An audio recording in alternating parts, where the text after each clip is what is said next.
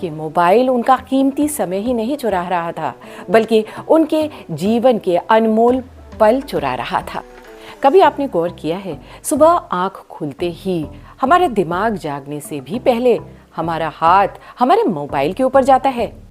आज की ये कहानी दोस्तों आपको 1 मिनट रुकना सिखा देगी। एक समय की बात है, एक पिता और उनकी 10 वर्षीय बेटी साथ में नाश्ता किया करते थे। लेकिन पिछले कुछ महीनों से चीजें बदल गई थी। पिता जब सुबह उठते तो सबसे पहले अपने मोबाइल को उठाते, स्क्रॉल करने लगते, कभी सोशल मीडिया, ऑफिस, न्यूज़ और ऐसे ही ना जाने कितना समय बीत जाता, उन्हें पता भी नहीं चलता। और तब तक बिटिया के स्कूल जाने का टाइम हो जाता और वो चुपचाप तैयार होके स्कूल चली जाती। रोज की तरह उस दिन भी पिता मोबाइल में लगे हुए थे।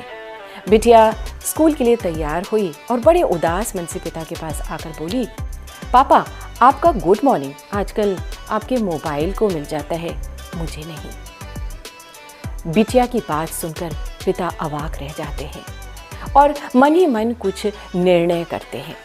अगली सुबह जैसे ही उनकी आंख खुलती है, वो मोबाइल की ओर नहीं बढ़ते, बल्कि गहरी सांस लेते हैं। और उस दिन उन्हें कई महीनों के बाद खिड़की से आती हुई ठंडी हवा का एहसास हुआ, चिड़ियों की चहचहाहट सुनाई दी और फिर सामने उन्हें दिखा उनकी बिटिया का मुस्कुराता हुआ चेहरा। गुड मॉर्निंग बेटा। पिता के ऐसे कहते ही बिटिया दौड़ के आकर अपने पिता से लिपट गई।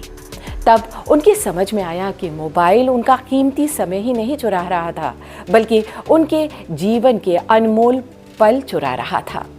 अब बारी आपकी। एक छोटा सा प्रयोग कीजिए।